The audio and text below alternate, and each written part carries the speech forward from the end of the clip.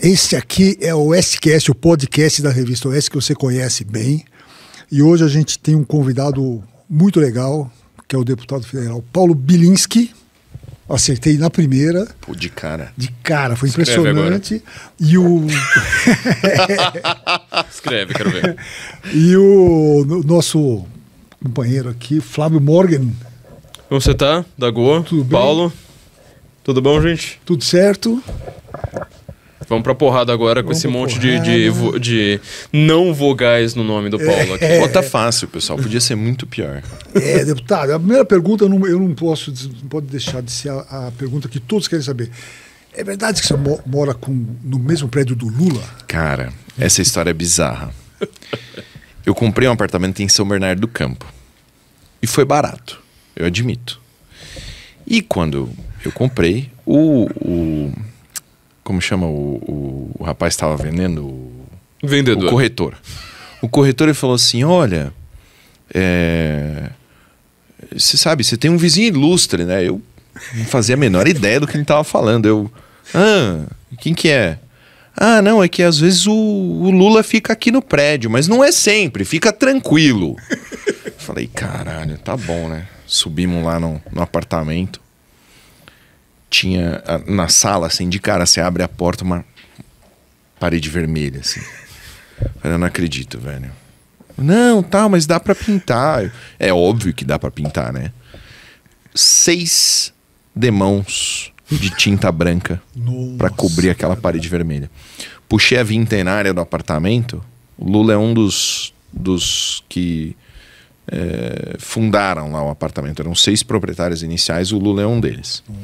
Então não é que você é vizinho do Lula, é que você mora de aluguel do Lula. Não. Você comprou, é meu. Você comprou eu do comprei. Lula. Você comprou do Lula. Comprei do... Originalmente era do Lula, mas ele ainda mora lá. É aquele apartamento de São Bernardo que ele aluga o partido aluga o da frente, sabe aquele rolo lá? Exatamente, eu tenho um apartamento lá. Graças a Deus não moro mais lá. Mas confesso pra vocês que tive ideias criativas no período que ele estava com mandado de prisão em aberto, né? Porque mandado de prisão é de quem puser a mão. Não existe isso, é um mandado de prisão da Polícia Federal, da Polícia Civil, não. Mandado de prisão, se o cara tiver... por exemplo, qual que é o lugar do estado de São Paulo que mais realiza cumprimento de mandado de prisão? Você faz ideia? Poupa tempo. O cara vai lá para tirar uma identidade, para mexer um documento. O cara já pega lá, já puta, pesquisa lá, tá com mandado de prisão aberto. Às vezes a pessoa nem sabe. Então, eu tinha planos, né, ideias mirabolantes para prender o Lula, mas... A gente não falou, mas você foi delegado já. Eu sou delegado. Continua delegado. Continuo delegado de polícia.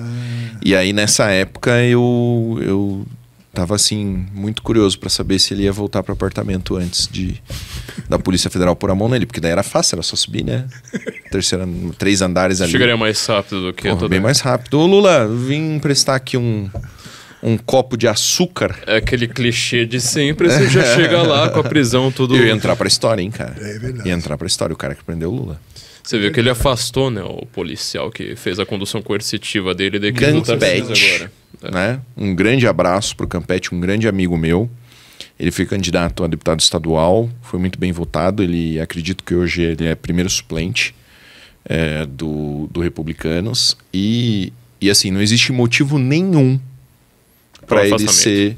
Não, para ele ser, né, para a Polícia Federal pedir ele de volta. O Dino fez isso com o mesmo espírito que o Lula tem feito todo o governo dele, que é danificar, se vingar. Realmente é uma coisa assim... o espírito que move o governo Lula de destruição do inimigo é absurdo, né? Nós somos o inimigo. Então, o que eles estão fazendo com o Campete é ridículo, né? Um cara que hoje, secretário especial do Tarcísio, desempenha um trabalho fantástico no governo do estado de São Paulo e agora está sendo requisitado para voltar para a Polícia Federal para desempenhar um papel de agente, né? Não faz o menor sentido. Isso aí eu tô muito chateado, assim, de verdade. É um absurdo. Mas tem como reverter isso aí? Tecnicamente não, porque, né, dependeria novamente de uma decisão do ministro da Justiça. E o Dino é comunista. Você esperava o quê? Né? Ele só fez... Até agora ele só fez merda. Agora ele vai pensar direito. Não, realmente, nossa, é importante, né? Um agente da Polícia Federal tá trabalhando no governo de São Paulo, valoriza a instituição, Não. Ele quer fazer merda, então...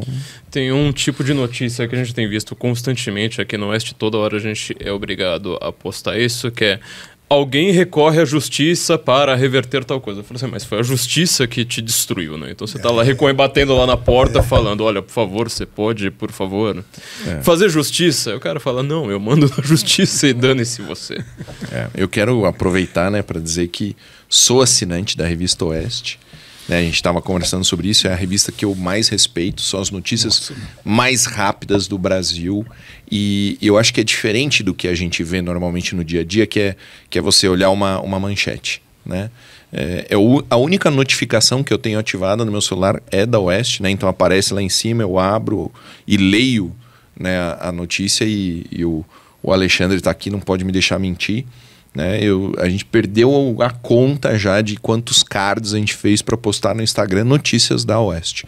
Então, agradeço demais. Olha, todo o programa a gente faz um intervalinho para fazer uma publicidade da Revista Oeste. Eu faço de graça. Já está feito, né, cara? Fica tranquilo. Já está feito. Eu agradeço eu sou um muito. grande fã, de coração, de verdade. Pô, muito legal. Cumprimentei a equipe de vocês, falei, vocês estão de parabéns. A velocidade que vocês produzem notícia é muito importante. Hoje, tudo é velocidade.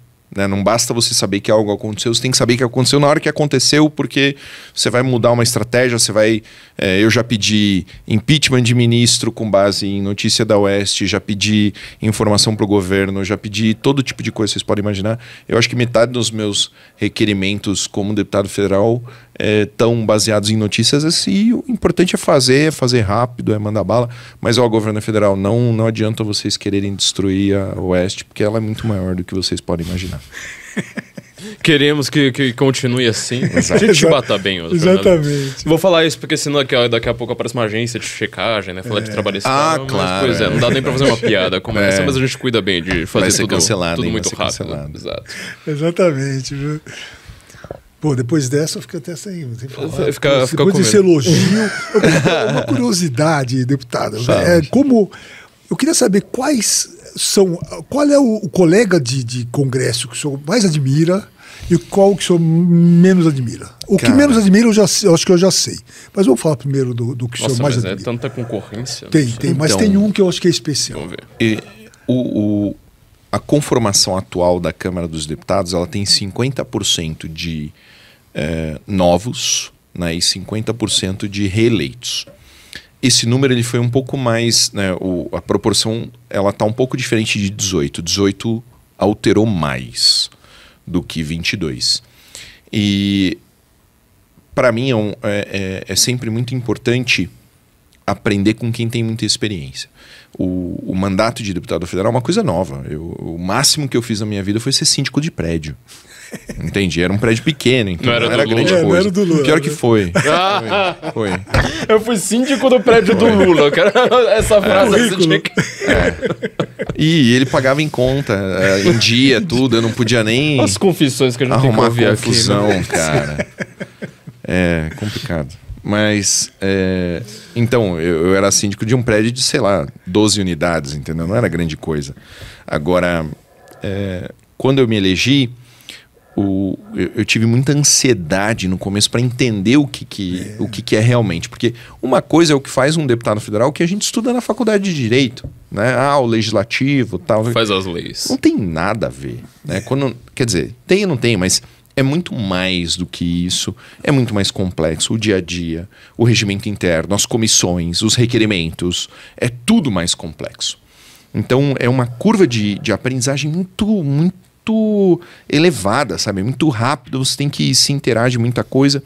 Então eu não consigo nem enumerar aqui, né? Eu não consigo nem escolher um colega para dizer assim, puta, esse cara é um cara que eu admiro muito, porque eu admiro todos aqueles que de alguma forma contribuem, né, para o país e me ajudaram.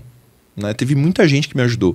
O Marco Feliciano é um cara que eu nunca tive nenhum contato na vida, não conversava com ele, eu cheguei lá, ele me tratou super bem. Eu perguntei, olha, Marco, o que eu posso fazer de errado que pode me fuder aqui? Como é que eu consigo manobrar, né, as situações e tal? Ele, um cara sábio, sabe? Com um temperamento muito bom, muito combatível. Todos os caras que eu me cerco hoje são fantásticos, né? Eu citei ele porque é assim, a última pessoa com quem eu tive uma conversa que eu falei assim, ó, essa situação aqui, o que dá para fazer? Quais são as melhores opções? Porque o consenso, né, o que eu pergunto para todo mundo é assim, o que eu tenho que fazer para trabalhar bem e não me fuder? Sim. Né? E o consenso é, olha só, você tem que ouvir a assessoria, você tem que ouvir os conselhos dos caras mais velhos, não no sentido de fazer coisa errada, não tem nada a ver com isso, tem a ver com um cara que tem experiência, o cara que está ali há 4, 8, 12, 16 anos, esse cara sabe o que ele está fazendo, né? Ele sabe como desempenhar a função. Então eu estou numa fase de muito aprendizado, né? Mas ao mesmo tempo eu acho que eu já estou conseguindo produzir muita coisa boa. Então o gabinete está muito, sabe, a assessoria está muito redondinha, né? Eu acho que ali mais 1 ou 2 cargos a gente fica com o time completo, que é uma coisa fantástica. As pessoas falam dos deputados, mas não falam das equipes. É verdade. Né? Um deputado não faz nada sozinho, absolutamente nada. Ele depende muito da assessoria. E aí o que me revolta um pouco é aquela putada que fala assim, não, perdão os palavrões aqui. Liberado. Minha mulher já tá ali me olhando com cara feia. mas merece, olha só. Aquela putada que fala assim, não, você tem que economizar o dinheiro. Eu não compro essa. Você é burro. Você tem problema. Eu não compro essa. Eu não tenho que economizar o dinheiro, eu tenho que gastar todo o dinheiro que o deputado tem para construir a melhor equipe, para fazer o melhor mandato, porra. Como se algum deputado de esquerda tivesse preocupado em economizar a equipe. Mas você vai economizar o quê? Ele coloca 30 assessores para um deputado só. Tem relações públicas com a mídia, tem relações públicas com o Supremo, tem o cara que faz articulação do Supremo. Ele tem um cara para cada coisa, a gente chega lá, né? Fala assim, não, você vai ter que fazer tudo com 4 pessoas e achar que você tá mandando. Entendeu? Não, eu sou o melhor deputado, eu economizo pra caralho. Parabéns, você não vai fazer nada. Você não vai fazer nada. Eu tô aqui agora com vocês e tem 2 meninas e 1 rapaz trabalhando em legislativo, sabe? Em puxar relatório pra gente relatar mais projeto, né? Em achar erro no relatório dos outros. Você acha que eu consigo chegar na terça-feira de manhã, olhar a pauta de 3 comissões diferentes e eu não vou ter alguém que lê o negócio antes para dizer, isso aqui tá errado aqui, isso aqui tá errado aqui, qual que é a sua opinião sobre isso? É um time. Você não elege um deputado, você elege um deputado que tem a capacidade de montar um time. E se ele montar um time ruim, ele vai fazer um mandato merda. Né? É a diferença de gastar bem e criar um cabide de emprego, que esse é outro problema. Exatamente. Né? Exato. Tem cara que usa esse dinheiro para eu queria chegar, né? Se eu fosse repórter, eu ia chegar assim, quem que trabalha no seu gabinete? Hein? O que faz o fulano que tá aqui? Entendeu? E aí você vai ver, no meu gabinete todo mundo faz um monte de coisa. Né? O motorista de Brasília, precisa de um motorista de Brasília? Precisa. É movimentação o tempo todo. Não dá tempo de você ficar estacionando o carro, procurando não sei o quê. Você precisa de um motorista de Brasília. Tá bom. Meu motorista é editor de vídeo. E o seu? Seu motorista fica lá embaixo no café fumando, conversando o dia inteiro? Então o meu gasto é mais eficiente que o seu. Sim. Né? Fazer uma reportagem dessa também na Câmara dos Deputados, ela é tudo secreta, porque para você entrar, eu sei de pessoas assim que trabalhavam na Câmara ou que tinham coisas importantes para fazer, por exemplo, alguém que vai depor numa CPI, a quantidade de burocracia que ele precisa passar para fazer uma coisa como essa, para conseguir entrar no prédio. Eu lembro de uma vez que, eu, super inexperiente, né? Eu tinha que chegar na Câmara porque eu queria falar com um deputado, iria sair, iria chegar lá e falar assim, deputado, tal coisa, saio. Meu Deus, eu me perdi. Simplesmente eu me perdi, porque é labiríntico, aí eu saí para um lado que eu não podia sair. Nossa, mas você se perde. A Câmara é uma sequência de puxadinhos. Horríveis. Né? Ela não é pensada de uma forma para acomodar tudo que existe lá hoje dentro. Então fica um pouco mais simples se você olhar de cima e aí você vê lá, ó, esse é o plenário, aí aqui tem o anexo 2, o anexo 3 e o anexo 4. Né? Aí no anexo 2 tem isso, no anexo 3 tem aquilo, no anexo 4 tem aquilo. Aí começa a ficar... Mas, mesmo assim, hoje os gabinetes do anexo 3 eu não sei chegar lá fácil. Né? Eu tenho que... não, vai por aqui, tem vários túneis. Cara, tem umas salas, tipo, parece uma sala secreta dentro Parece do um negócio. sarcófago. Aquele túnel famoso que tem o tapete verde, que aparece muito na câmera. O teto dele, acho que é aqui, ó. Você tem que andar quase abaixado, assim, que ele tá falando assim, ó, você tá sendo enterrado vivo, se você continuar andando, você nunca mais vai voltar, você vai perder o ar logo. Aí depois tem um negócio, isso eu nunca vi pela TV, mas você vira, acho que pra esquerda, aí tem umas escadas rolantes bizarras, umas escadas rolantes das maiores que eu já vi, pra cima e pra baixo. Aí, sabe por que eu tava indo pra lá? Porque eu tava morrendo de fome. Toda vez que eu vou pra Brasília, eu tô morrendo de fome. Não tem lugar pra comer lá. Tem um restaurante perdido. No anexo 2, no 10º andar. Eu acho que é isso aí. Porque assim, os deputados vão almoçar pra um lado, eu fui almoçar com os assessores, meu Deus do céu, comida horrível. Demorei 5 horas andando de escada rolante. Falei, caralho, caralho, só hein? pensei. Caro, comida horrível, meu Deus do céu. Mas, desculpa. Não. Eu tô... Agora, teve recentemente... Meu negócio não é política. Meu negócio, eu sou meio desligado e tal. O Flávio é muito mais desligado que eu. Agora, teve esse cara do PT que falou agora do isolamento de Brasília. Como é que ele chama esse... não, calma, eu não falei o cara que eu mais odeio. É verdade. Vamos lá, vamos pro cara que você mais odeia. É verdade. Essa é a melhor eu parte. acho que é um cara que... Nossa, são tantos, cara. Mas tem um que eu acho que você tem um carinho especial, assim, cara. Qual? É um cara que eu não vou... O nome, assim, a pessoa vai ter que adivinhar, mas começa com Já e acaba com Noni. Então... Sabe o que é? Eu não encontrei ele pessoalmente ainda. Eu odeio ele só no mundo virtual. Mas realmente, eu odeio ele pra caramba. Você odeia como ideia. Não, a grosseria, né? Assim, cara... Veja. A estrutura da realidade, ela é invencível. Então, pessoalmente, eu nunca fui atacado, né? Eu nunca fui criticado. As pessoas, né, me perguntam assim, você não se sente desconfortável de andar na rua, as pessoas te olhando e tal, né? O Esteves acabou de falar assim, eu não percebo, né? Mas como ele é maior e ele tá de trás, ele percebe as pessoas olhando pra mim, tipo, eu me sinto bem, porque o povo me encontra pra tirar foto. Eles pedem pra eu gravar vídeo pra mãe deles, entende? Então eu não tenho medo do povo. E os deputados que são... agressivos, né, da esquerda, que são agressivos na rede social, quando você vê eles pessoalmente, eu passei no mesmo evento que o Janone estava. Assim, o que a internet proporcionou é que o cara extremamente covarde tenha atitudes que ele nunca teria capacidade de ter se não houvesse internet. Né? O Janones nunca teria macheza suficiente, não é a palavra. Nunca teria coragem suficiente de me criticar. Ele é histriônico, né? Ele nunca teria aquela... Não, ele não tem capacidade. Ele não tem capacidade de chegar na minha frente e falar, como ele falou no Instagram, no Twitter, você é nazista. Ele nunca teria capacidade de fazer isso. Nunca. Porque eu ia responder na hora. Ele ia olhar pro meu tamanho, né?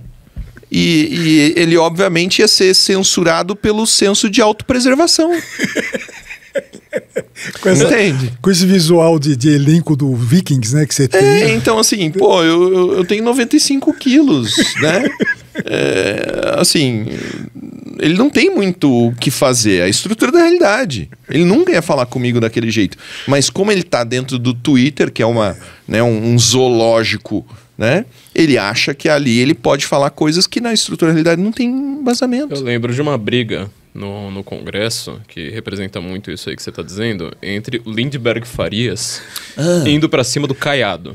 Nossa. E o Caiado, eu não sei se o Caiado é um cara grande, mas ele... O Caiado é brabo. O Caiado é brabo. Ele é grande. Ele é grande e forte, né? Só que assim, você chega lá um velho, né, como Caiado, ele levantou da mesa e fez assim, falou, vem aqui pra cima.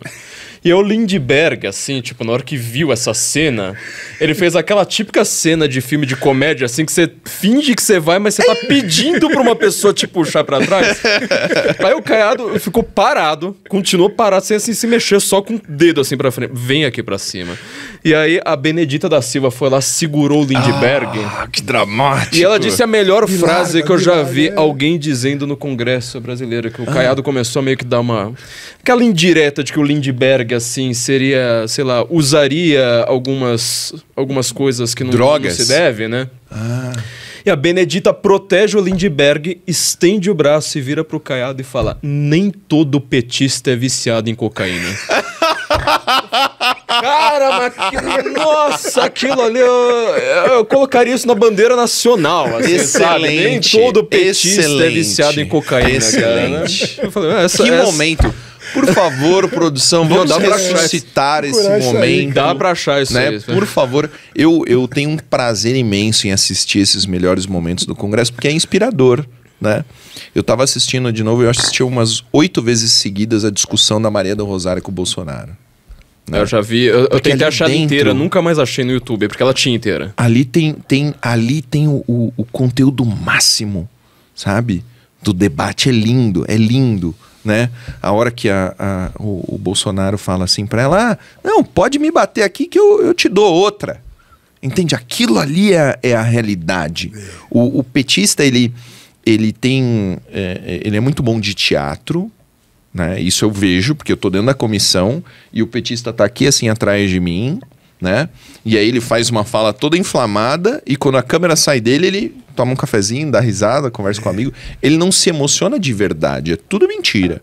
E quando você desmascara ele não se sente ofendido intelectualmente. Ele só pensa assim, tudo bem, deixa eu pegar outra mentirinha aqui que eu vou contar. É só isso. Para eles não é verdadeiro. O debate não é verdadeiro, é um debate de show. Pra isso eu tenho uma outra cena pra lembrar. Heloísa Helena no Jornal Nacional, quando ela era candidata, em 2002, né? Acho que foi em 2002 que ela foi candidata. Porque ela fala daquele jeito, sabe? Aquele bem jeito de mulher paraibana, assim. Eu achava o máximo. Eu adoro a retórica da Heloísa Helena. Eu posso não concordar com uma palavra do que ela diz. Mas ela tem uma retórica que eu invejo. Aquela mulher, ela sabe falar, ela não gagueja, não erra uma palavra, coloca tudo certinho, assim. Ela tem uma retórica muito boa. Não, o melhor de todos é o Enéas, esquece. Não, mas aí não dá pra comparar, né? Mas ela vai lá, Aí você viu um momento em que disso aí que você falou, que né? A câmera do desligou. Cafezinho. Porque ela começa lá, o Lula, não sei mais o que, daqui a pouco ela fala assim, peraí, Heloísa. Ela, é mesmo? Poxa. Assim, sabe, toda calminha, assim, com o William Bonner. Aí depois, opa, peraí, tá bom, respira de novo. E não sei o que. Eu falei, cara, mas nossa, demais, né, quer dizer, ela não fala assim com o marido, ela não fala assim com todo mundo, ela fala assim na hora que tá com a câmera ligada, né? E eu comecei a ter dor de estômago, cara. Mano, na câmera. Porque. Não, eu nunca tive dor de estômago na minha vida. Eu sou delegado de polícia há 10 anos, trabalhei 5 anos no departamento de homicídios. Entende? Não é isso. O que tava me dando dor no estômago era não conseguir extravasar a minha raiva. Então eu obviamente estava sentindo muita raiva, não estava conseguindo extravasar de forma nenhuma, e aquilo tava. Cara, me dava uma azia. Eu acordava de manhã, minha mulher é médica, eu ligava pra ela e falava assim, amor, eu tô com azia, mas você acabou de acordar. Eu ia dormir com azia. Aí eu descobri a solução. Sabe qual que é o melhor remédio pra mim? É bater na mesa. Cara, quando eu tô falando e eu bato, aquilo ali, sabe, extravasa pra mesa e resolve. Eu fico bonzinho, numa boa. Nunca mais. Você sente até o negócio vibrando, né? Eu preciso fazer isso, sabe? Porque... diferente do petista, que ele tá ali só fazendo uma fala teatral, a minha indignação quando eu falo é real. Aqueles caras, eles estão discutindo de verdade ideologia de gênero. De verdade. Eles estão discutindo de verdade linguagem neutra, de verdade descriminalização da droga. Aquilo para eles é o objetivo. Eles são o inimigo mesmo. E a gente tem que parar de dizer assim, não, é polarização. Não é polarização. Polarização é ímã. Positivo ou negativo. Não. É inimigo e nós. Eles são o inimigo. O inimigo precisa ser derrotado. Se a gente não derrotá-los, eles vão nos derrotar. É isso que está acontecendo. A gente precisa entrar no campo de batalha. Então, verdade é essa. Ou a gente encara que o que eles estão fazendo é literalmente uma tentativa de destruir o que nós acreditamos, ou a gente vai simplesmente apanhar quieto. Mas você que está lá dentro, a impressão que passa aqui fora, eu vejo dois tipos de reação bem antagônicas. Assim. Uma que diz que é o Reich de 1000 anos, que eles vão ficar agora para sempre, a Venezuela, barará. E a outra, a impressão que eu tenho é que aquilo é mais frágil do que parece. Tá. Queria saber o que você acha. Primeiro, Quando eu digo aquilo, o é governo estrutura... não está forte. Como... Ele não está forte. Tá. Ele não está forte porque ele não tem base dentro do Congresso. É só você ver, a gente tem 5 meses, né, de governo Lula e não passou nada significativo. Nossa, a MP dos ministérios. Cara, é a organização do governo. E é que a MP dos ministérios é interesse do Congresso, não é interesse do Lula. O Lula diminuiria ministérios. Isso é uma coisa... Ele falaria, Ele manda o Centrão pra fora, eu quero só dos caras de esquerda. Ele precisa dos ministérios, senão ele não consegue fazer o mínimo. Beleza. Então tá bom, a MP dos ministérios foi uma vitória dele. O arcabouço fiscal foi uma vitória? Média. Do texto inicial para o que passou versus a quantidade de emenda que ele liberou, Vitória de pirro. custou caro. Tá? Fora isso, ele aprovou alguma coisa? Não. Então assim, ele tá fraco. Ele não tem base. Não tem base. Se ele tá buscando deputados que estão muito longe da base dele para conseguir aprovar alguma coisa, é porque ele não tem. Tá? Por outro lado, foi construído desde a campanha, na verdade desde antes da campanha, foi construído um clima de que impede que tudo aquilo que proporcionou a chegada do Bolsonaro continue. Então, a censura nas redes sociais, ela tem um objetivo verdadeiro de impedir que um novo Bolsonaro venha. Ou o Bolsonaro em si, ou um novo Bolsonaro. Ou qualquer pessoa... Fora do establishment. Fora do establishment. Esse é o objetivo da censura. As prisões que foram feitas no 8 de janeiro têm por objetivo fazer com que o cidadão de bem tenha medo de ir à rua. Eu não consegui monitorar as manifestações do dia 4. Vocês conseguiram monitorar alguma coisa? É dificílimo. né? Entendeu? Mas assim, tem aquele relato de ouvir falar, uma pessoa me disse, não dá. Mas assim, o medo que as pessoas têm, porque a verdade é que a direita tá pagando imposto, tá indo à missa, tá trabalhando, tá passando tempo com a família. A direita não tem como se arriscar dessa forma. A gente arriscou demais. A gente colocou muito na linha, né? E não surtiu efeito. Então, quer dizer, o pessoal tá com medo, né? A manifestação de rua tá com medo. Então, eu acredito que o que está sendo construído em relação à influência do judiciário, em relação à forma como a rede social está controlada, em relação ao que a gente pode ou não pode falar, quem a gente pode ou não pode criticar, tudo isso está sendo construído para diminuir a nossa força. Existe uma possibilidade real do governo Lula se perpetuar, né? Basta que quem está lá, né, no Congresso hoje se venda, né, ou entre dentro do establishment. Enquanto a gente tiver uma posição de oposição real, combativa, a gente está dentro. A gente está tranquilo, a gente vai perpetuar. A gente vai conseguir sobreviver. O que o público precisa entender é que o que os deputados de direita precisam é de apoio. Quando eu coloco alguma coisa na minha rede social, que eu estou denunciando, que eu estou pedindo um impeachment, que eu estou convocando um ministro, o povo não pode responder assim, mas isso aí não vai dar nada. É pior o comentário. Irmão, eu sou delegado de polícia, eu sei o que dá e o que não dá. Só que é o seguinte, para cortar uma árvore, você não bate o machado uma vez e o bagulho cai. Dependendo da árvore, você vai ficar horas batendo naquele tronco, tirando pedacinho de madeira desse tamanho até cair a porra do carvalho. Entende? Então, povo tem que entender que o trabalho da direita é um trabalho de desgaste, de esmerilhar o governo 24 horas por dia. É sangrar o máximo possível. Só existem duas opções, para mim. Ou a direita continua trabalhando dessa forma, esmerilhando, batendo incansavelmente, ou desiste, entra pro establishment e pronto. Né? Eu não vou desistir. Agora, o povo tem que entender onde que ele está colocando o apoio dele. Eu sempre falo isso quando tem papo de política aqui. É assim... eu votei no cara, e aí o cara não faz nada. Meu, ali entra na site do Congresso, tem e-mail, tem telefone, participa. Tem um negocinho assim, ó, você digita no Google, conheça seu deputado. Aí você coloca, vai abrir o site da Câmara, você coloca o nome do seu deputado lá, você vê tudo. Você vê o quanto que o cara gasta, você vê quem que trabalha lá, você vê quantos projetos ele relatou, quantos projetos ele apresentou, quantos discursos ele fez. Olha lá, vai lá, se eu não tô fazendo pra caralho, toma no seu cu. Ô Paulo, falando já vou começar numa polêmica, já que a gente citou esse negócio aí do Janones, né? Você tinha comentado que seu avô, salvo engano, né, tinha lutado contra os comunistas. E aí apareceu gente tipo Janones, Tabata, aquela turma toda. Não, eles são a mesma pessoa, né? Eles só, tipo, reprisam Você o sabe que o na outro verdade, fala. eu vou falar uma coisa aqui. Eu tenho muita dificuldade com nome e com rosto. É que Bilinski é um nome que eu sou... Aí é fácil, mas assim, se fosse Falou Morgenstern. Paulo Silva, eu estaria muito lascado pra lembrar que é você. Eu tenho um péssimo... Eu não decoro o nome, não decoro o rosto. Pra mim, às vezes, falam o nome de um deputado, eu falo, aquela massa, assim, uma massa amorfa. Pra mim é sempre a mesma pessoa. Janones, jornalista Tabata. também é tudo. Pra mim é tudo a mesma coisa. Como é que é o nome daquela outra lá, do McDonald's?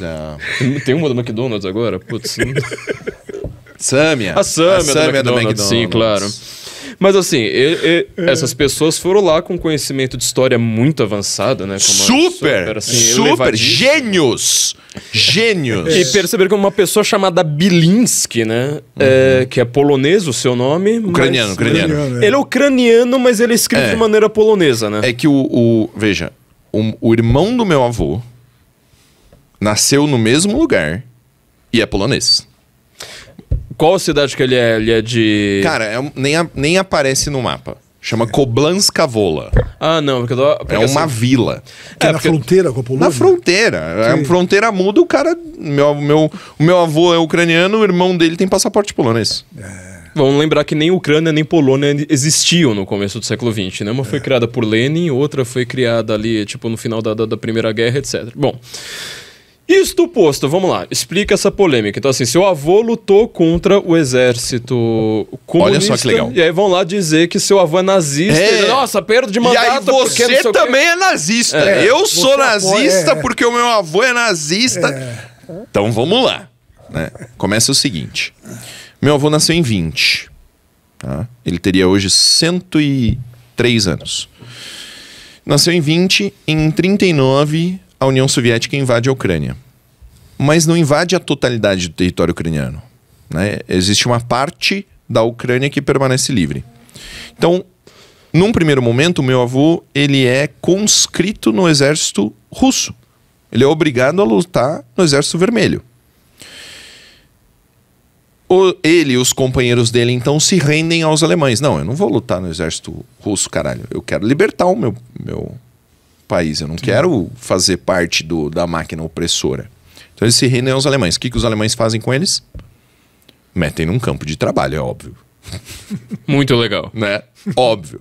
Então meu avô, imagina aí um ucraniano de 1,90 m, pesando 47 quilos dentro do campo de trabalho. Qual que era o trabalho do dia a dia? Fazer trilho de trem. Nossa. Negócio leve, comum, né? Light, né? Agradável. Eu vou contar duas passagens rápidas aqui do campo de trabalho, só para o povo entender. Mas esse campo de trabalho era dos alemães? Alemão. Do alemão. Tá. Meu avô era prisioneiro de guerra. Sei, tá.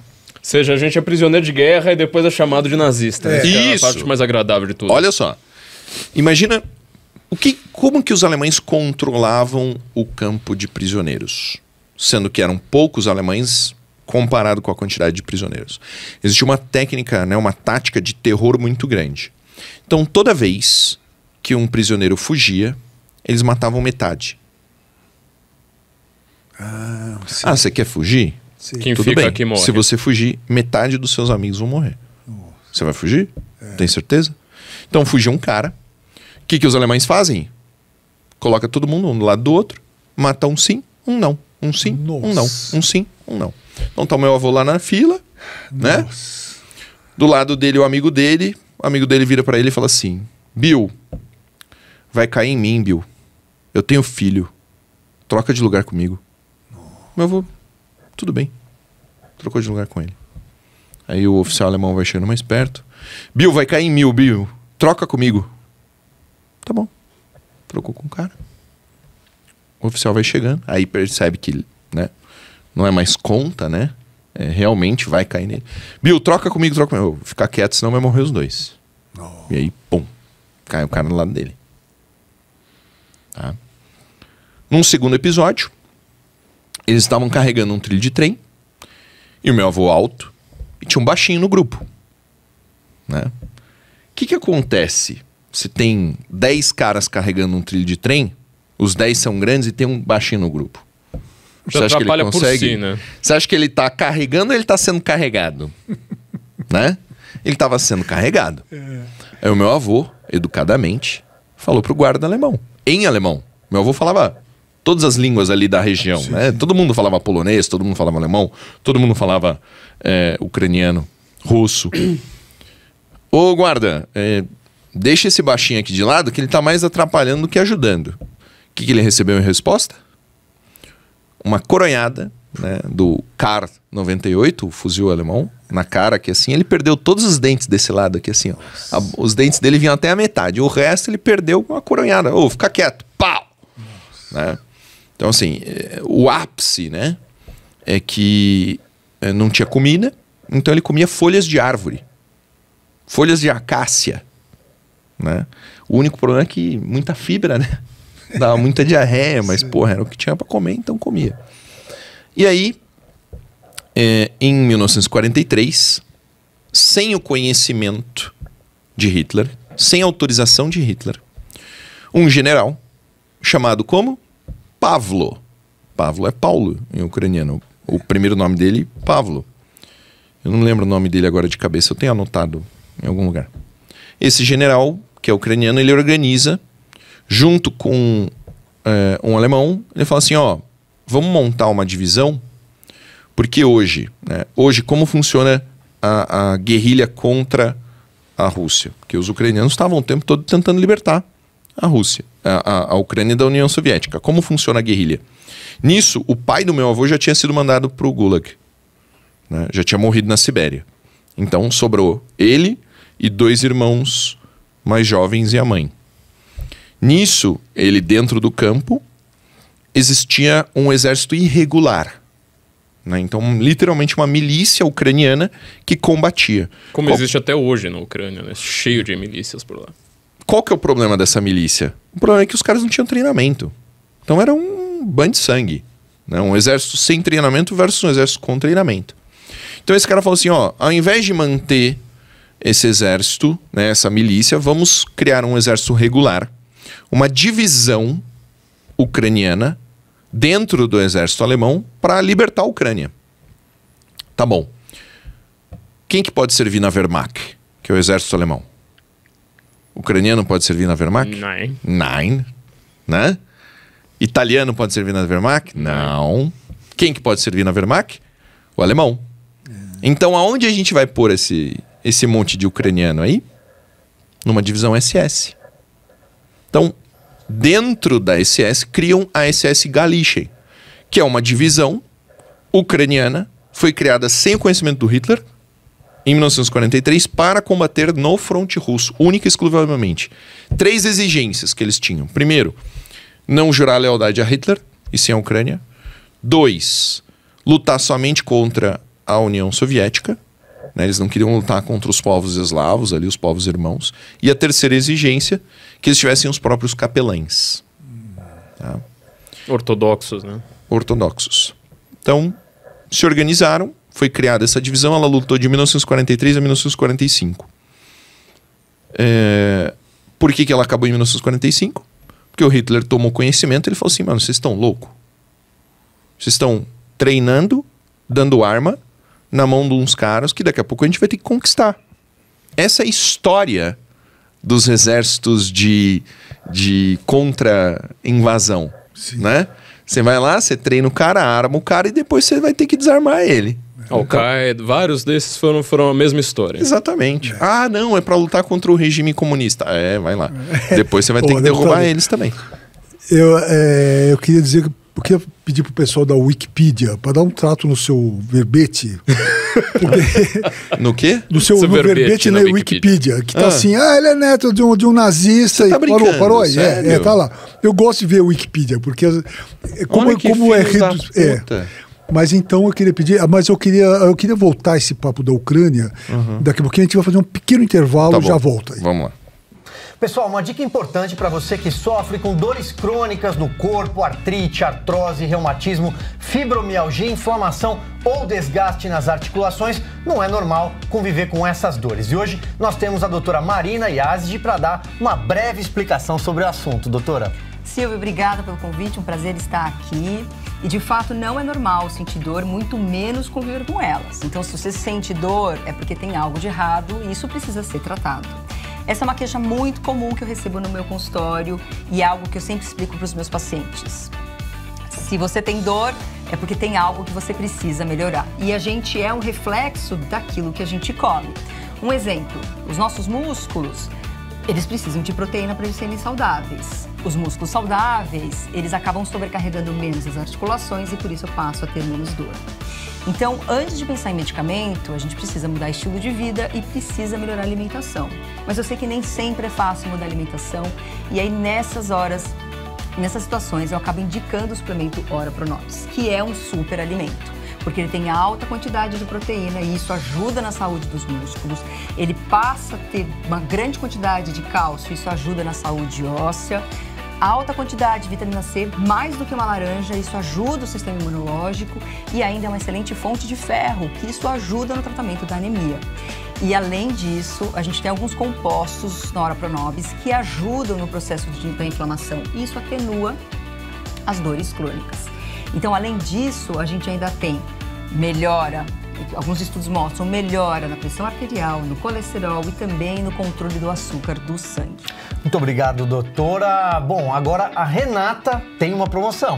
Isso aí, você que está nos acompanhando hoje, 70% de desconto garantidos. E além disso, um colágeno tipo 2 que vai atuar diretamente nas suas articulações, ajudando também com as dores. Aproveita. É isso, pessoal. 0800 291 1010. A gente está de volta aqui depois do intervalo com o deputado Paulo Bilinski. Acertei de novo. Perfeito, de primeira. Impressionante. Ucraniano excelente, hein, Eu estudei muito ucraniana. Tá. E, então, eu queria falar justamente sobre a Ucrânia. Eu achei assim, eu tenho, vamos dizer, minha consciência limpa, sabe? Porque quando começou a questão atual, a questão da invasão da Ucrânia, quando começou a ameaça mais concreta, eu fiz um artigo aqui para a Oeste, falando a pergunta era assim, de que lado você está? Porque para mim sempre foi claro, eu estou do lado da democracia, da liberdade, sou contra a invasão, mas eu vi muita gente, vamos dizer, de direita e tal, com uma posição dúbia, assim, falando, não, mas o Putin é um herói contra o globalismo. É que eu acho que o brasileiro ele tem um fetiche com o Putin. É isso que eu queria ver. É verdade, porque o Putin é uma figura forte e nós temos uma ausência de figuras fortes, né? No Brasil, você pode ver, o Bolsonaro, um dos maiores atrativos dele era justamente a firmeza. Né, na fala, nos posicionamentos. O Bolsonaro teve falas maravilhosas durante o governo dizendo, é isso aqui, a gente vai defender família, religião, liberdade, armamento para o povo, e se você não gostar, eu mando embora. Né? Ele foi sempre muito... E essa carência que nós temos de figuras fortes faz com que a gente admire um cara que, obviamente, é um ditador. Né? O Putin ele tem 3 monografias escritas sobre como a Ucrânia devia fazer parte da Rússia. Essa é uma briga que começou no século IX. Nossa! Entende? Os povos eslavos eles sempre brigaram, né, entre si, porque é uma questão histórica. O brasileiro não consegue compreender isso porque não faz parte da existência dele.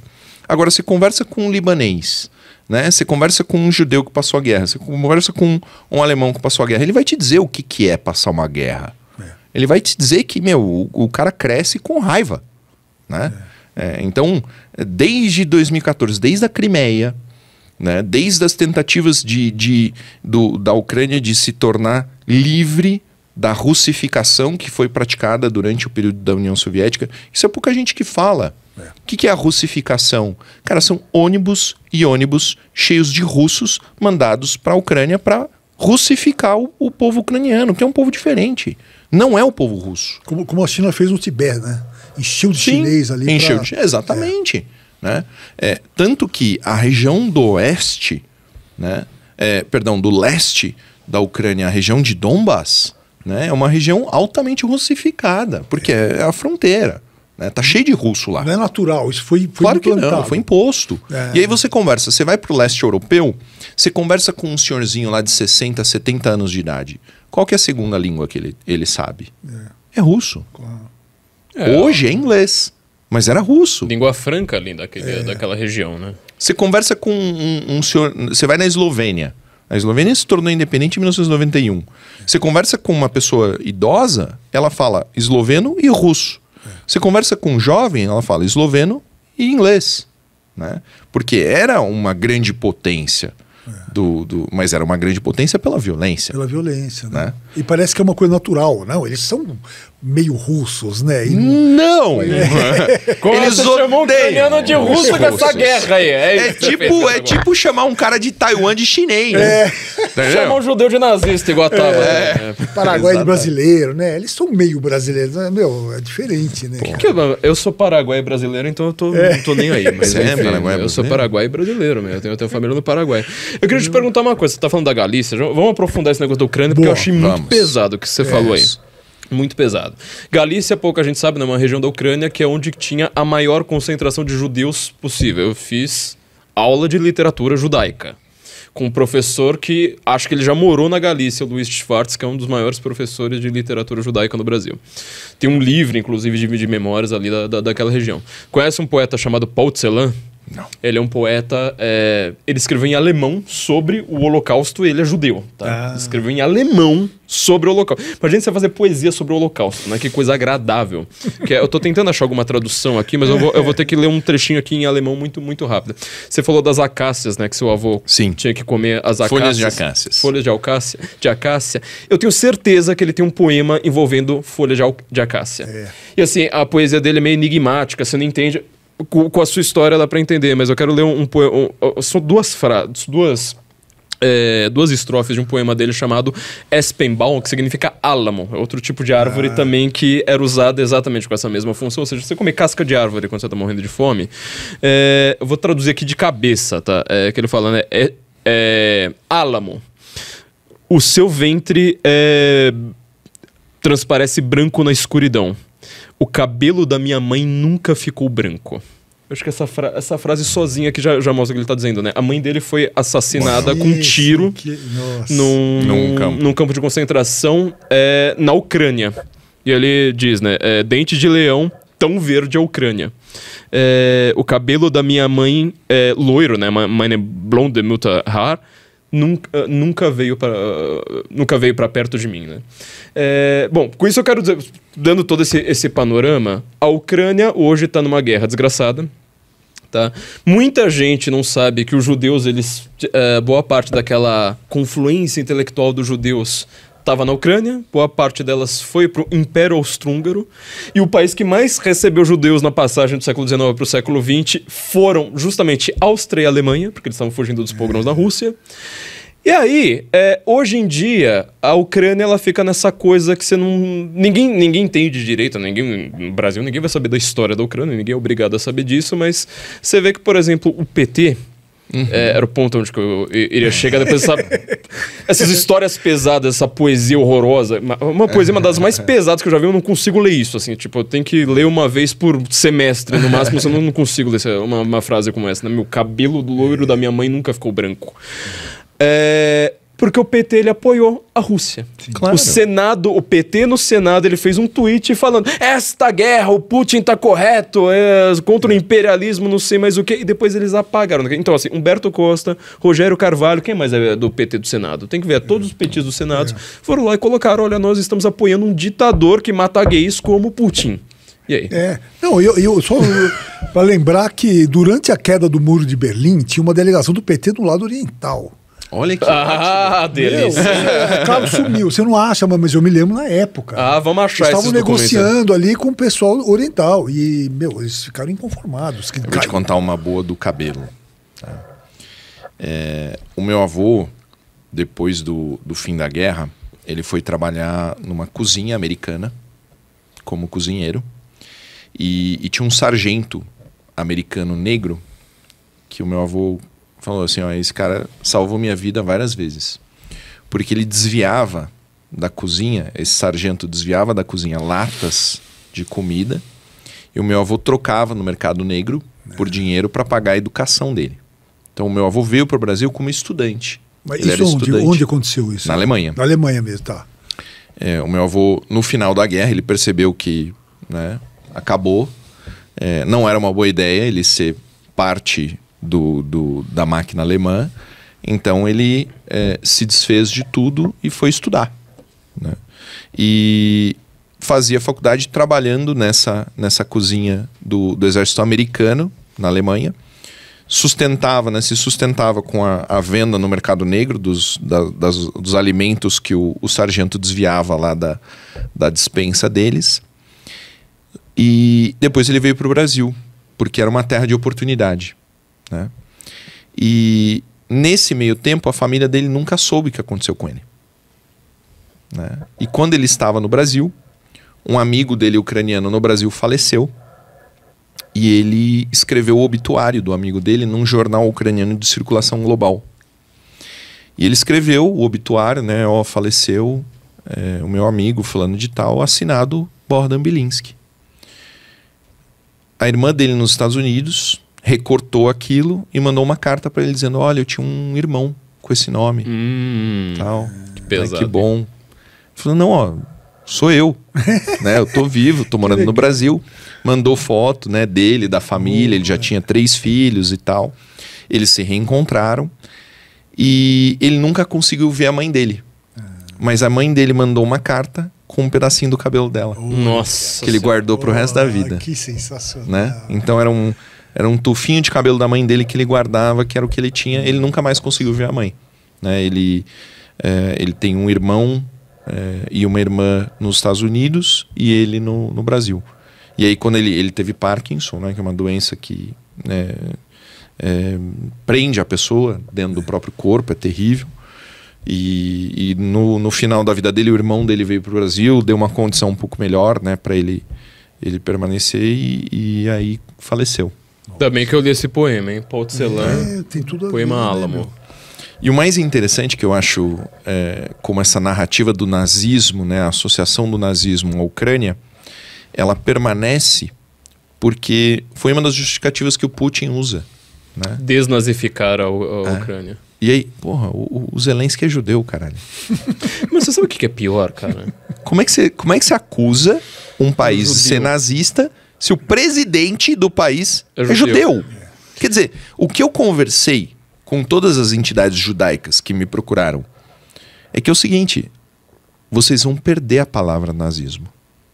Nazismo vai deixar de ter relevância no Brasil. Vai significar qualquer coisa. Vai significar nada. É. Porque se tudo é nazismo, nada é nazismo. E nazismo é uma coisa muito específica. Muito séria. Muito séria, muito grave. Como alguém fazer uma fascismo piadinha. também, todo mundo é fascista agora. Não, Se você não é fascismo petista, já foi você- embora faz tempo. E agora é Fascismo, nazista. agora a palavra que choca é nazismo. O que vai acontecer daqui a pouco? Daqui a pouco não vai significar mais nada. E da mesma forma como a gente brinca, o cara é fascista, taxista, piadista. Daqui a pouco nazista vai ser a mesma Vai estar coisa. no bojo. No mesmo bojo.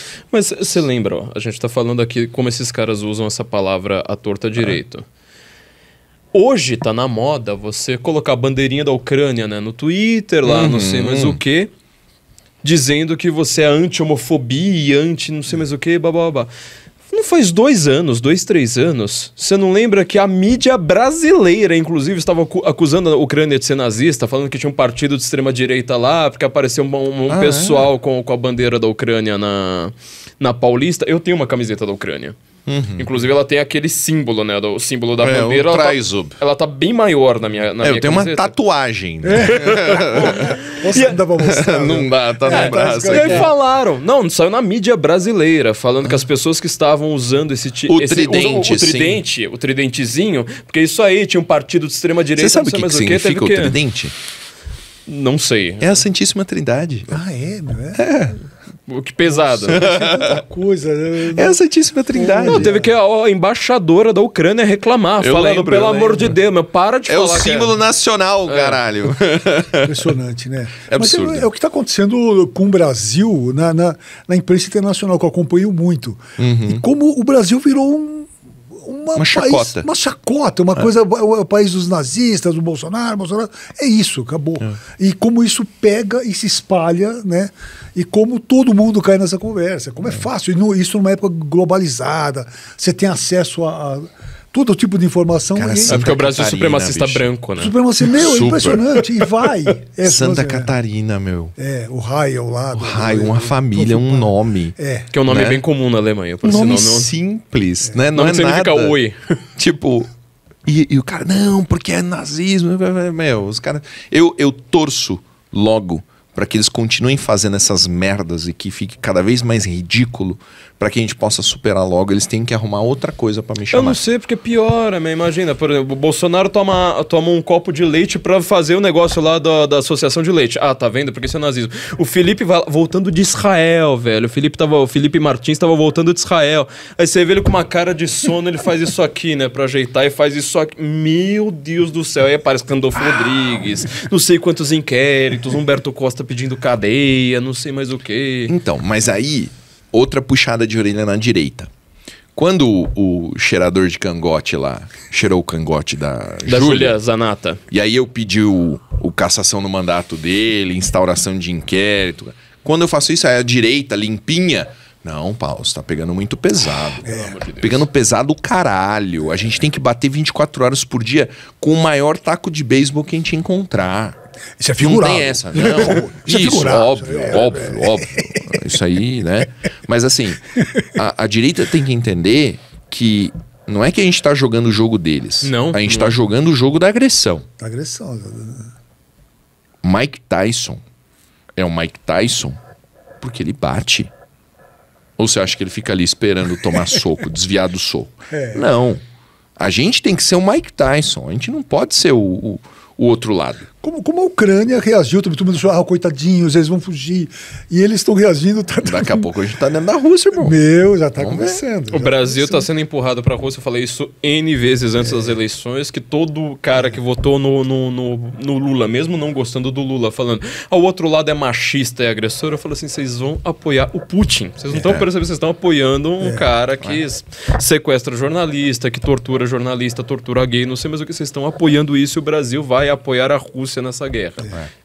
Tá tudo, assim, o Lula ele só não disse ainda, eu apoio o Putin contra o Zelensky. É porque pegou muito mal. Foi o único- então, ele não demais, falou, mas ele fez ele pegou apoia a China, é pra apoia, qualquer coisa óbvio. qualquer ditadura. O né? Putin estava numa reunião com empresários, recebeu uma ligação do Lula, saiu da reunião, atendeu a ligação do Lula, voltou e falou: o Brasil é um país, né? Nosso parceiro, acabei de receber uma ligação do Lula, dando aqui os parabéns e não sei o quê. Porra, que bosta é essa?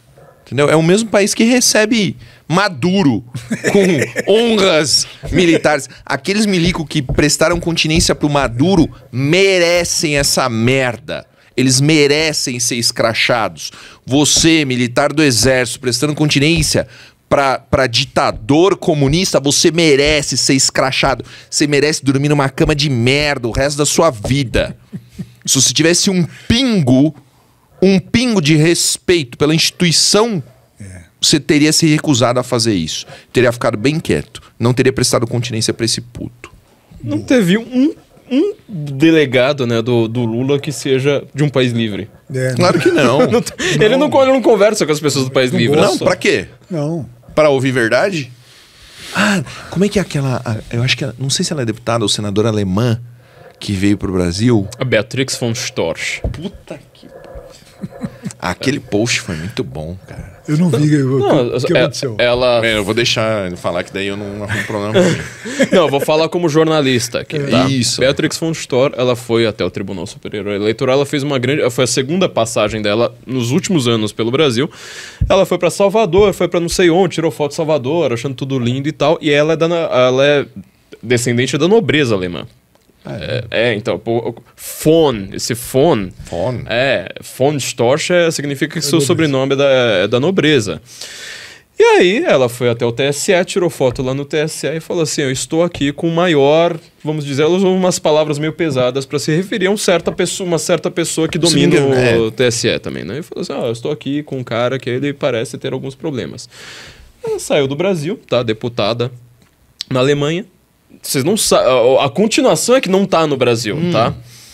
Ela saiu, foi pra lá. Esta pessoa que se sentiu ofendida pelo post dela pediu para um embaixador da Alemanha para dar lá um croque nela e falar assim: se justifique. O embaixador no Brasil? Embaixador no Brasil. Ela, no parlamento alemão, vai ter que fazer um discurso explicando por que ela considerou que o cara, assim, tava meio, sei lá, vamos dizer assim, acima da lei que ele deveria, sendo que ele deveria Ela estar já abaixo. fez o discurso? Boa pergunta, porque era pra acontecer nessa semana. Eu preciso me atualizar disso. Depois você... Porque é coisa que só sai na Traduz imprensa pra nós alemã, aí. ninguém tá sabendo disso aí. Eu queria agora, que chegou o momento de fazer aquele comercial da Oeste. Oficial, falar oficial. por que é importante assinar a Oeste. Pedi que o Flávio fazer essa e falar em alemão. Não, melhor não. É melhor, eu vou fazer direto. West Magazine, gostou? Fica bonito o nome, né? Eu gostei. Faz um pedacinho, alemão. Não, de jeito nenhum. Alemão aqui não dá. Ainda mais com o Bilinski aqui na minha frente. Daqui a pouco eles vão dizer que a Oeste é nazista, né? O branco e preto é suástica. Pois é, né? Quantas vezes eu fiz isso aqui, ó, fechei a mãozinha, o dedo aqui, aí vai aparecer o Randolph estrelando. Vamos lá, primeiro lugar, gente, a Oeste, ela irrita o Randolph Rodrigues. Isso aqui é um motivo mais Só do que por isso, excelente. só por isso. A Tabata Amaral não gosta da Oeste, a Samia Bonfim não gosta da Oeste, o Janones não gosta da Oeste. A Oeste, ela vai ser perseguida por todas essas pessoas. Não, para que tá olhando pra câmera errada. Era aquela câmera ali, tá bom. Então, começa de novo. Tá bom, começa de novo. Começa do zero aí, né? Melhor Pera, coisa. ainda não. E eu tô com a mão assim, ó. Não, porque... Né? Pode ir. Vai. A Oeste, eu não vi que minha câmera estava ali com o meu nome. A Oeste, gente, ela irrita a Tabata Amaral. Isso aqui é mais do que motivo, é mais sobejante, mais do que suficiente para você querer assinar a revista Oeste. Ela irrita a Samia Bonfim, ela irrita o Randolph Rodrigues, ela irrita o André Janones. Olha, eu tô com medo aqui, porque toda hora eu tô fechando a mão, daqui a pouco vão falar que isso aí é um símbolo, não sei mais o que, né? A Oeste, ela tem os melhores artigos, os melhores jornalistas do Brasil.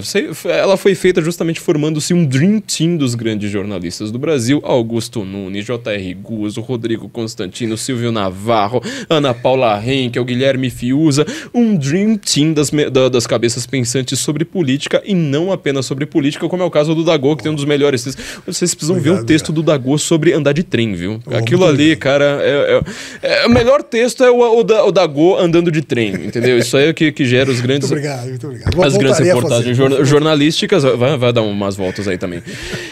E a Oeste, ela tá nesse front defendendo o Ocidente, mostrando exatamente que as pessoas que dizem estarem lutando pela democracia e não sei mais o que, pelo Brasil, elas estão diminuindo a nossa liberdade, indo contra a lei e destruindo os nossos valores. Portanto, apoie a revista Oeste, porque você vai ter acesso aos melhores textos, os melhores jornalistas com muitas reportagens exclusivas e, no final das contas, estará apoiando a causa da liberdade do Ocidente. Então, assine a revista Oeste, deve ter um QR Code por aí, o processo é muito simples e ela é baratíssima também, né? Aliás, a gente precisa aumentar esse preço. Né?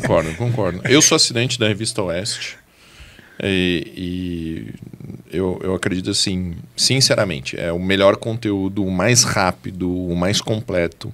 Eu não tenho tempo de ler reportagens. Meu avô sentava no domingo para ler jornal. Né? Se a gente deixar para ler as notícias no domingo, a gente não está sabendo das coisas que estão acontecendo. A gente não tem tempo de reagir. Então, assine a revista Oeste. Ponto. Maravilhoso. É isso aí. Agora, uma pergunta que não tem nada a ver com política. Eu quero saber como você se diverte. Olha, Fora atirando. então, ontem eu atirei, foi muito bom, foi sensacional, tava com saudade. Assim, eu admito que eu tenho um problema com o trabalho, assim, para mim trabalho é muito, me traz muita satisfação. E é por isso que eu amo tanto a internet, porque ela permite que você trabalhe o tempo todo. Né? Se você tiver Twitter, Instagram, Facebook, YouTube, bom, se você quiser trabalhar 24 horas por dia, você trabalha. Então, eu tenho muita satisfação no meu trabalho. Eu compreendo que o mundo não é assim. Né? Eu compreendo que a maioria absoluta das pessoas trabalha por uma obrigação, trabalha para sustentar a família, não trabalha porque gosta. Né? Eu acho que as pessoas como eu são raras, né? Como nós. Então, o primeiro ponto é isso. O trabalho me traz muito prazer e muita satisfação. E, mais ou menos... 6, 7 meses? 6, 7 meses eu me tornei um homem casado. Então agora eu tenho grandes satisfações em família. Certo. Né? Então, poxa, a gente tem a oportunidade de, né, antes de dormir ali, assistir um episódio de uma série de culinária. Pô, um negócio que eu nunca assistiria sozinho. Né? Eu não tenho. Eu ia estar trabalhando se eu não fosse casado, mas dentro da família você encontra uma satisfação especial em dividir aquilo, né?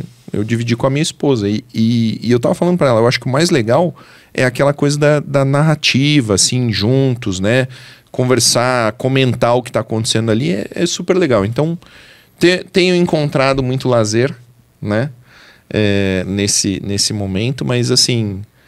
diversão mesmo é mais ou menos isso. É bem pouco, Né? Eu gosto muito de treinar, gosto de fazer musculação, gosto de atirar, gosto de trabalhar pra caralho, assim, pra mim é o tesão da minha vida. Eu nunca imaginei que... o que eu percebi com o passar do tempo, né? Então, meu primeiro emprego foi ser delegado de polícia, foi que eu tô fazendo cada vez menos o que eu não quero. Isso é muito bom, né? Isso é uma grande realização. Então, assim, parece que cada vez mais o meu tempo está sendo direcionado para as coisas que eu realmente quero fazer e que é o que me dá prazer, me dá satisfação. Eu acho que esse é o ápice. Né? E eu tenho medo que acabe. Né? Eu tenho medo das coisas mudarem e eu ter que fazer coisas que eu não gosto ou que eu não gostaria de estar fazendo. Mas eu me sinto uma pessoa muito realizada. Mas você não assiste nenhuma série policial, essas coisas? É que quando a gente faz parte, perde a graça. Perde a graça. Né? Eu imagino que pro Jacan assistir um Masterchef. Um Masterchef deve ser um saco, né, meu? Porque ele fala, pô, isso aí tá tudo errado. O cara tá pegando errado na faca, essa cebola tá cortada grossa. Sei lá, eu acho que é isso, né? Porque eu vejo série policial, eu só vejo com errado, né? Porra, segura a arma direito, né? O carregador do cara é infinito, o maluco toma, né, 2 tiros e morre. Não é assim na realidade, né? Eu acho que é mais ou menos isso. Você concorda, Estevão? Você assiste série policial? Não, né? Não tem graça. Não tem graça. Sabe o que eu reparei? O único filme policial bom que todo mundo tem que assistir é Tropa de Elite. Né? O 2 eu não sei. Um é excepcional. É que um é propaganda pro Freixo, né? Então o 2, né? O 2 é propaganda. Aliás, o 2 é mas propaganda não colou. pro Freixo. Não colou, ninguém comprou. Ninguém comprou. Eu sei que ninguém comprou. Foi a maior derrota da esquerda. Mas é um filme ruim. Eu não consegui, gostei do 2 de forma. Não, um é legal, Você sabe o que eu reparei? Eu tinha uma crítica com o Obama sempre. E eu via muita gente criticando. Conta. Você compartilha da teoria da conspiração que a Michelle é um homem? Eu não posso responder em público. Não? Eu não posso responder em público. Eu descobri que existe essa teoria da conspiração, cara. Eu tenho umas fotos meio estranhas ali, né? E assim, não existe uma foto dela grávida. Não tem, pois é. Umas coisas meio esquisitas. Né? Sabia que existe isso? Não, mas eu tinha uma raiva do Obama, só que assim, eu via muita gente criticando o Obama, assim, por N fatores. Mas ele merece. Um cara meio psicopata, não sei mais o quê. Eu fui, assim, ter a minha crítica final ao Obama quando perguntaram pra ele, quando um dagu americano, sabe, perguntou pro Obama, que série você assiste? Aí ele respondeu, House of Cards. Eu falei, como assim House of Cards? A vida do cara é House of Cards. Você Não é muito mais legal. Não, mas você imagina, você é presidente dos Estados Unidos. Aí você fala assim, não, agora eu quero sentar e relaxar. Mas Era eu quero só ver ligar- dragão, alienígena. Era só Ah, ligar a não- TV Senado. Não, só ver a vida dele, pô. Não precisa ver House of Cards. Quer dizer, o cara, ele é tão, sabe, viciado naquele negócio que ele... O cara senta pra ver House of Cards. Como assim? É estranho. Mas você sente saudade do seu tempo de delegado? Pra você caralho, todo dia. Muito mais legal que deputado. Meu. Muito mais legal. Prender gente é mais legal. Prender gente, investigar, né? Assim, eu falo isso, é meio que uma brincadeira, né? Não tem nem como comparar. Eu sei o tamanho das coisas, eu sei a proporção. Um dos motivos de eu escolher a política é porque eu percebi que, como delegado de polícia, tem o bem que você pode fazer é muito limitado. Hoje, eu encontro as pessoas e elas falam assim, o principal comentário que mais me deixa feliz é a pessoa dizer assim, você tá falando as coisas que eu queria falar. É dar voz, né, pro povo brasileiro na política. Isso para mim é fantástico, sabe? É uma realização gigantesca. É uma pessoa dizer assim, eu não desperdicei meu voto. Né? Eu cresci tendo raiva de político, tendo nojo de político, né? Eu lembro a primeira vez que o Lula foi eleito, sabe? Aquela vontade de vomitar, de ver Dilma, de ver essa bosta desse PT no governo. Então, assim, hoje, tá lá, porra, é como você pegar, assim, o cara que apanhou a vida inteira e, né, botar ele pra bater agora, né? É legal pra caramba, né? A gente teve um breve momento ali de glória com o Bolsonaro e depois, né, voltamos pra guerra de verdade. Eu acho que delegado de polícia é uma profissão fantástica, maravilhosa, mas eu me sentia muito limitado em termos do alcance, né, do que eu poderia fazer pela sociedade. Hoje eu tenho certeza absoluta que eu posso fazer muito mais. Pô, tá legal, cara. Mas você sente falta de... É legal. Dei uma volta de viatura. Quando que a gente foi pra Juquiá? Foi semana passada, sábado. Sábado passado eu fui pro Vale do Ribeira. E ali eu tenho um carinho imenso, né, pela região. E o Cássio, que é o chefe dos investigadores de Juquiá, ele me ligou. Falou assim, doutor, o senhor precisa de alguma coisa e tal? Eu falei, mano, eu só quero andar de viatura, pelo amor de Deus. É muito bom, é muito legal, né? Eu andei uma vez na vida só. No Chiqueirinho? Não, no Chiqueirinho não. Você tem passagem, Joe? Não, sabe, eu fui dar uma palestra pra Polícia Civil pra delegados, por sinal. Em que estado? No Rio Grande do Sul, quando eu lancei meu livro. E aí eu tive que ir de Porto Alegre até Gramado. Eu fui de viatura, mas eu peguei o melhor momento da viatura que nem policiais pegam. Viatura na estrada. É verdade. Porque você dá uma buzinada, aquele... Todo mundo assim sai da frente, cara. Tipo, a estrada pra você. Fala, puta, que delícia, né? Eu fiz uma vez um perfil de um delegado do Paraná, ficou lendário, Braddock. Braddock é lendário. Lembra disso? Lembro. Eu fui entrevistar e foi a vez que eu andei de... Era brabo, hein? Bravo, cara. Braddock. O cara era Braddock corria na rua com o fuzil nas costas. O cara era tipo super-herói, andava com capa assim, o cara era uma figura... Foi a primeira RAM 2500 que eu vi na minha... Ou era uma RAM? Era uma RAM 2500, eu acho. A primeira RAM que eu vi na minha vida era ele que pilotava. Brabo. Braddock é brabo. Cara. Não sei qual foi o fim dele. Também não sei. Eu acho que mataram ele, mas não tenho certeza. Eita, bom, ele tava realmente... Porque ele enfrentava todo mundo, assim. Brabo. Ele não tinha qualquer limite, assim. Ele era um cara... Paranaense é um bicho ruim, né? A gente tá brincando porque o Bilinski e eu moramos em Curitiba. A gente tava comentando aqui antes de... Curitibano, especialmente. Bom, o deputado Paulo Bilinski, olha... Eu diria que foi um programa bom pra caralho. Eu tô feliz pra caramba. Isso aí. Também tô feliz. Foi muito legal, obrigado pro Flávio. Que honra estar aqui. Pra mim é uma grande honra. E você, aquela história, portas abertas, se você quiser voltar, vir falar de outro assunto, eu tô sempre à disposição. O que vocês precisarem, aqui, tá bom? Podem contar comigo. Pô, muito obrigado, viu? Obrigado. Muito obrigado. Valeu, Paulo. Valeu, Dagô. É isso aí, cara. Enorme. Muito obrigado. E obrigado a você.